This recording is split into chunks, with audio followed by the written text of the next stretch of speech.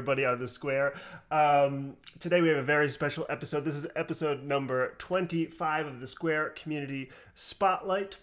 And we have a very special guest. You probably know him when you were watching that Adobe live stream, and he was the guy co-hosting with Evan Abrams. But this man is also a two-time School of Motion instructor, king of Skillshare, and also YouTuber extraordinary, currently doing the Effects of After Effects series. Today we have the one and only Jake Bartlett. Hey, Jake. Hi, everybody. Hey, Andrew. Thank you for that wonderful intro. That's the longest intro I think I've ever done. I put a lot of thought into it. Appreciate it. Yeah, thank you for making time. It's an honor to have you on the Community Spotlight. It's an honor being here. I can't wait to get into some of these fantastic questions. Yeah, so today is going to be just a little bit of a different format. Usually we have this set format of who you are, what you do. We look at your work and we do lowlights and highlights. But because you're so well known in the community and you've been on podcasts, I figure probably people are familiar with who you are, what you do. In case they're not, though, where can people find your work online? Sure. You already pretty much covered it, but YouTube is Jake in Motion. Anywhere on social media is at Jake in Motion. Skillshare.com/Jake Bartlett. And that's where I've been teaching for about 8 years now, making pretty long courses on After Effects topics. And you mentioned School of Motion. I teach Photoshop and Illustrator Unleashed and Explainer Camp. And you can find me in some random videos on YouTube like Adobe Live, and I did one for AE Scripts. So yeah, I pick up little teaching gigs here and there for tutorials and product explainers, stuff like that. Yeah, I guess I sort of figure that most people who are watching this probably have taken a course or at least are familiar. In case they aren't familiar with your background, because we are going to kind of skip that. Which podcasts? I know you've been on like the Motion Hatch, you've been on Euchre Media, you've been on School of Motion podcasts, to name a few. Which one would you recommend listening to get like the Jake Bartlett backstory? Yeah, I think the Motion Hatch one is the most recent, even though it's like 3 years old. But that one, I think I give the most comprehensive explanation of my career and what I do for a living now as a teacher online. Awesome. So if you want to know about Jake before we dive in, hit pause, go listen to the Motion Hatch podcast, come back. So what happened for this is, to set up for this interview, is I asked the Square for questions to get to know Jake better, very open-ended, and then I sorted them and broke them into categories. And the category I would like to start with is hair. Perfect. Yeah, just to really set the tone. Hit me. So, I'm going to combine these. Well, no, I'm just going to read them. So but I'll read 4 at once because they're all kind of similar. Okay. Frank Suarez says, "What is the secret to your great hair?" Sarah Wade says, "What kind of products do you use?" Ryan Plummer, I assume, or just says Ryan, so maybe it's Ryan Summers. Do you use a monthly subscription for your hair product? And if so, what is it and how often? And then Mike Bischoff says, "How many jars of pomade do you go through in a month?" So I think we can just wrap those up to just say, could you talk a little bit about your hair? My hair. Okay. Well, the secret is that I'm actually losing my hair. So it's a few years running. I've been seeing it happen. My hair is thinning. So enjoy it while it lasts. I don't do anything special. I get a haircut from a barber, usually about once every month and a half to 2 months. And I use the texturing cream that he gives me, a tea tree shaping cream. And before that, it was whatever barber was cutting my hair, I would use whatever he used. That's about it. There's no special routine. I put it in my hair and I comb it and blow dry it. So you're just one leg at a time, just like everyone else. So sorry, everybody. You're either born with it or you're not, and Jake is. For now. So I'm gonna. The pace of this is going to be fairly quick, just so that we don't spend 3 hours. But moving right along, Shirley Wong says, What's the name of the goat on your chin that serves as a goatee? And I just want to take this chance to publicly apologize for starting this stupid goat joke, I think during the MoGraph games. But for better or worse, yeah, what's the name of the goat on your chin that serves as your goatee? It's render error. Perfect. You know, and so can you confirm or deny? Can you confirm whether or not that After Effects sound when the render error happens, was that actually, did you record that and send it to Adobe? That was from a recording of me trimming it. Oh, that makes so much sense. Yeah. Man, the things you learn when you talk to these people connected with Adobe, right? And I just want to point out that this wasn't always your hairdo, and I have some No. an archival photo here, a couple photos that you made the mistake to mention you had a perm in high school at the recent Square Community Hangout. So could you just, like, I don't even know what question to ask. Just, what? Yeah, at the time this was just before I got it cut in like my junior year of high school. But when I started growing it out, I wanted a perm because at the time Survivor, I think season 2, Australia was airing, and Ethan was one of the contestants, and he had naturally curly hair, really tight curls, and I was like, Mom, I want that. And she's like, well, okay. And she took me to a high school teaching salon, and I got a perm 4 times. And in the picture on the right, it's a little grown out at that point, but that time they didn't have enough time to do my perm, so they put 2 girls on each half of my head, and one of them did a better job than the other, so one half was straighter and the other half was curlier. It was fun times. This really makes my day. Moving along though, I do see, so you're playing the drums there. You're a Dr. Pepper fan. Good to see. I was, yes. But you're playing the drums. Do you play music still? Are you, like, what's your...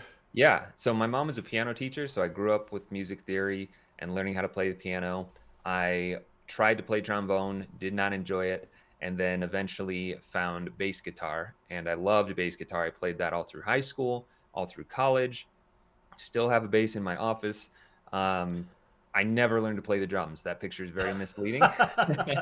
But yeah, I still play bass for just a hobby.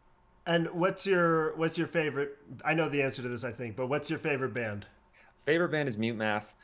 They broke up. Sad bummer Sorry to hear deal. that. But there's a Mute Math poster and book and pins, and I've worn out all of the t-shirts that I've bought from seeing them live. I have all their stuff on vinyl. I even got a bass lesson in my apartment from the bass player of Mute Math. That was pretty cool. What? How did that He happen? was on tour and offered bass lessons as he was traveling, and my wife got it for me for my birthday, and it was unbelievable. And he's like, yeah, I think it'd be easier if I just come to your apartment. Like, okay. So I had a bass lesson from my favorite band's bass player in my living room. Oh my gosh, that's so cool. And on a previous discussion, I think you said Odd Souls is your favorite album. Yes? Yes, I mean, that's they're all right. good, and I'll respectfully agree to disagree. I still think the EP was the most groundbreaking. But you know what? We It's can have fun. this. Yeah, we can. Yeah. It's okay to have different opinions. But let me actually, before we jump to the next question, I've recently discovered the band Wolfpack, with a V, so it's like Wolfpack in German, or Wolfpack in German, I think. But Wolfpack, funk band, incredible bassist, and I've just been all about them and all of their band members have been doing. Corey Wong is their guitarist, and he just released an album this week, and so check them out. They're my favorite current band. I will definitely check them out. Moving light speed ahead. So we're going to transition to sort of more work-related stuff. So what Bo Ryan asks, I think this is a little tongue-in-cheek maybe, what single plugin do I need to be a good animator? Yeah, I think it is tongue-in-cheek too. It's a great question though, because obviously the answer is you don't. You don't need any plugins to be a great animator. You could be a great animator using a sketchpad and like flipbook. I mean, it has nothing to do with the tools that you're using. But I think to fairly answer the question, if I had to choose one plugin in After Effects that I didn't want to live without, I'm just going to have to default it to Motion 3 because of the number of tools that are contained within it that I use all the time. Uh, Absolutely. Um, Continuing the work theme, so I might mispronounce your name. I'm sorry. Ayman Nabgori asks, how do you balance between learning design and animation, and is there a point that you should focus on only one for the purpose of being a pro in the industry? Another great question. Design and animation, I think, just go hand in hand. Unless you are working with somebody else who's making all the assets for you, you kind of need to know design to be a motion designer, because otherwise, what are you going to be moving other than the things that you're designing? So, in terms of balance, I mean, the way I learned was I minored in college. I minored in graphic design and majored in cinematography. I had nothing to do with animation, but I had a background, little foundation in design, but I really learned it when Design Bootcamp came out. I mean, I guess I'm a little biased because I'm a teacher there, but I mean, I when I went freelance, I took animation bootcamp, and then I was like, School of Motion is amazing. I'm going to take any course they produce, and character animation bootcamp, design bootcamp. Just invest in your own education. Don't stop learning. And I think that they are both important to being successful as a motion designer. I I don't really think one is more important than the other necessarily because they really do go hand in hand. Mm.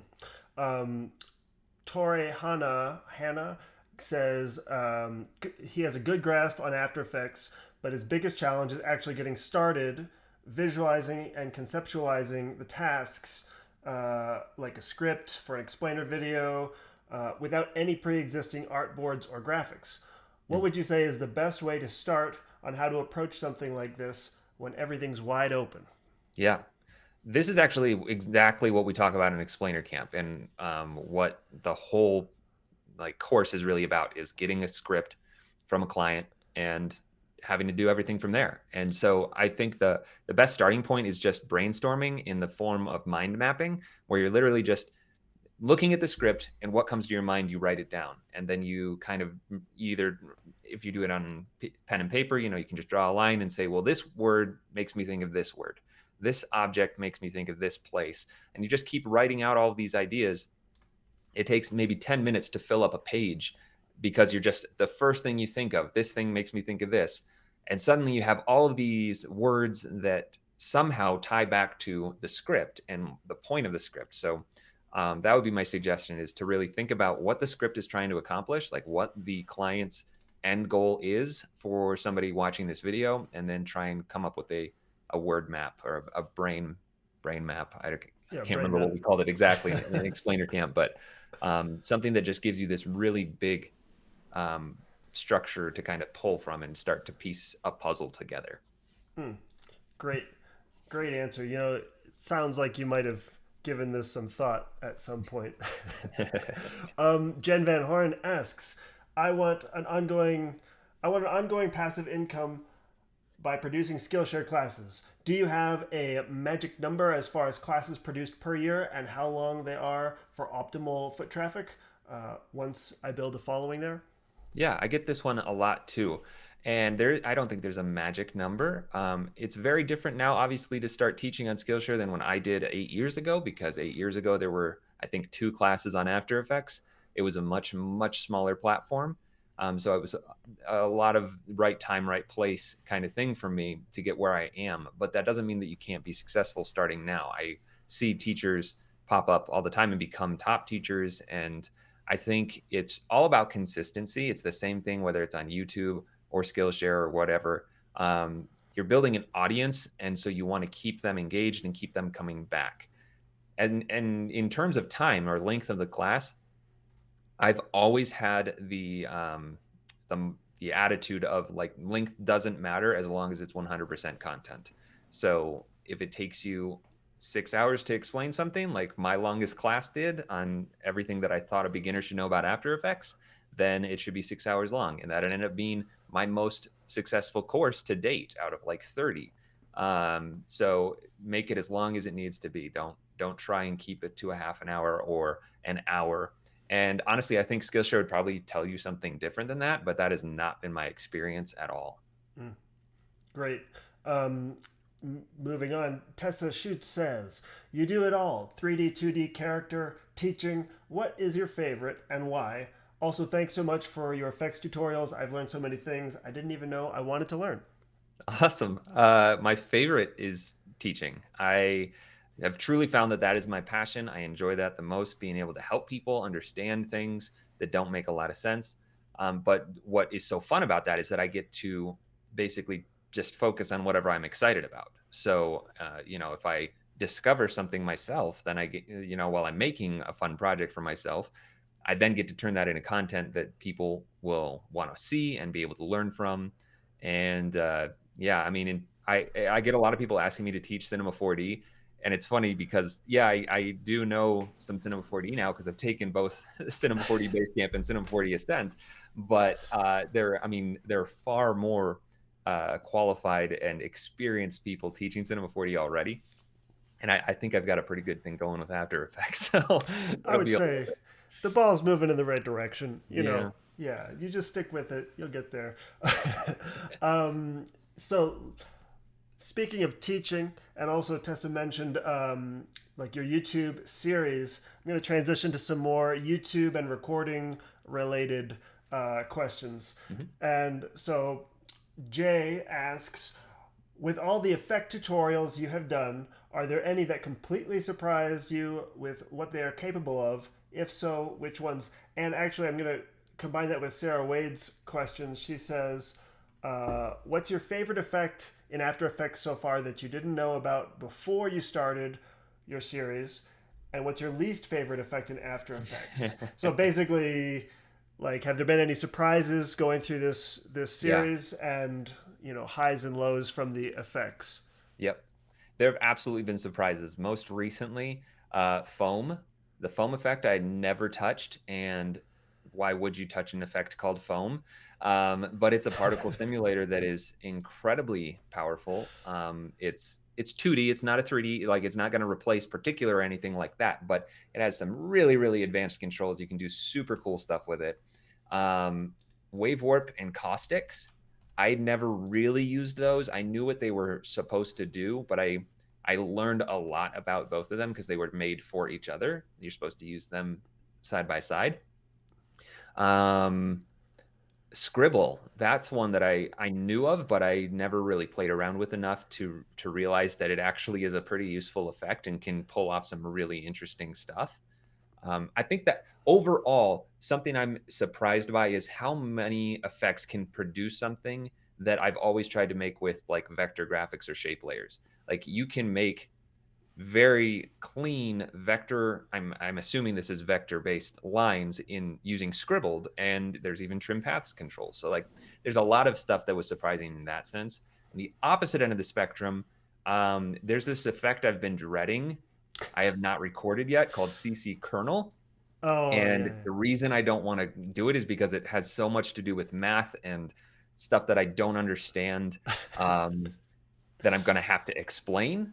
And then the fractal effect, that one, it's like I have yet to find somebody who could tell me what it is useful for in After Effects. And I actually had a commenter who said it's probably, well, he said it's something that is like an equation that you can code really easily. And so whoever was making effects at the time was like, oh, well, I could put a fractal into After Effects. And so he did just to do it. And that's the best possible theory I can come up with for why it's there. Because when I was trying to record and explain the controls, it crashed. Like I couldn't even, like, I don't know what I would use it for. And I couldn't even get it to do what it was supposed to. So there's that. Well, speaking of YouTube comments, what's the meanest, or the meanest that comes to mind quickly? The meanest comment that you've got on YouTube? Yeah. Well, the one that sticks in my mind is somebody said I'm going to try and phrase it exactly like they did. I think they said, "What's with the ridiculous cartoonish hair? I can't even watch you." And it was so absurd to me that I had laughed out loud, and I replied. I didn't even remove the comment. I just said, "Thanks for the good laugh." And like I was like, how is anyone so incredibly mean? Like, I mean, trolls yeah, got a troll, you know? yeah, So on the YouTube and recording topic, would it be possible to kind of talk us through or walk us through your recording setup? And absolutely. um, at this point, would it? I think we tested if your phone would work. Yeah. Yeah, we've switched cameras. We've got Jake moving around. So Jake, could you just walk us through kind of your setup here? Yeah. So the main desktop setup is right here. And what's going on is this huge pole that mounts to my desk right here in the back. And I'm not going to be able to see what I'm pointing at, but I'm sure that you can see that. Yep. So that comes up, and I've got all these scissor arm kind of things. This is actually meant for computer monitors, but I'm using it to run my main softbox with my Oh, homemade grid to direct the nice. light straight at me. I've got two more lights. This is the rim light. And I've got this is called a projector light, and it's shooting all the color on the back wall. You can see that it's actually a circle. Um, Ah. I've got a boom mic right here for when I want two microphones. Otherwise, I'm using this one Mhm. for all of my recording. And let's see what else. I mean, you can see the monitor. I've got my computer down on the ground. Which Um, which camera are you using? oh, yes, the camera is the Sony ZV-1, which is just like the standard vlogging camera at this point. Mhm. Doesn't have interchangeable lenses or anything, but I don't really need that for my studio and for Yeah. recording tutorials. Um, And that goes directly to my computer through an HDMI converter. could you go back to the softbox because that touches on Yeah. Logan Pinney's question, which was how did you make that softbox? He also says, "I didn't think you could get any more handsome, but I was wrong," with two exclamation points, which means he means it. Looking Well, so thanks, good, Jake. Logan. Yeah. Yeah, so this I didn't make the light or the actual diffusion screen. This is just a 1 by 2 foot LED panel that is by color, so I can change the color temperature.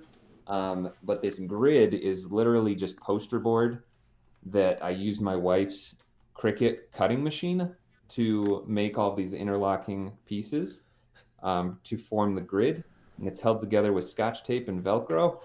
Um, but it works exactly the way that a photography grid would in a photography studio. I was trying to find somebody who did a DIY, and every single one that I found was extremely complicated and like sewn together and would have been so much work. I was like, well, couldn't I just, like slot in all these pieces of poster board? And sure enough, it worked. If you're wondering, the reason for that is with the softbox, it spreads light all across the room. So it was lighting up the back wall a lot. But with the grid on, it basically only allows the light to go in the direction that I'm pointing it now. So I can point that light pretty much straight at me, and it doesn't do anything to the back wall. Mm. And before we end this little behind the scenes segment, could you just quickly maybe pan across your background and point Yes. out some highlights? Yes. I'm sensing a theme with the Legos. Yeah, I mean, I'm a huge Lego fan. I always have been. My brother got me this for one of my birthdays not too long ago. This was from the Lego movie, which is my favorite movie of all time. This is a classic Lego space set. I've got about six of those. Down here is like a moon base. Whoops. I've got a robotic R2D2 that was from like junior high. After Effects, Mute Math. Over here, another thing I'm a huge fan of and always have been is Weird Al Yankovic. This is my little Weird Al shrine. This is actually an autographed print. I got to meet Weird Al and tell him how much he means to me, and I have it on video for posterity. Nice. Um, and yeah, and then just books and scanners and all those good office supplies Yeah. beneath. Well, thank you. We'll cut here and transition back to like Studio Jake. Okay. Oh, and my bass is right there. Oh, nice. Bass guitar. All right, we're back. So we kind of are going to transition from work down the rabbit hole of absurdity. And we'll do that. There's a lot of fun kind of random questions Yeah. that might be fun to hit you with. But as a transition question, I saw all the Star Wars stuff, and we were just talking about recording and whatnot. So, would you rather? And I'm gonna switch screens here. Here you are at the end of week 2, day 1. Do you remember which lesson this is? Yeah. I Yeah, mean, I yeah. don't remember the name of it, but it's when I'm doing the storyboards, the sketches for Explainer Camp. So, would you rather re-record this whole lesson again, or try to survive the Sarlacc pit on Tatooine? Well, if the stakes are that high, I guess I'll go back and re-record that lesson for the 5th time. Well, That was a very difficult lesson for me. yeah, your face here says it all. I mean, but the Sarlacc pit is survivable. That's been True, proven. especially now. Yeah, absolutely. So next up, we have.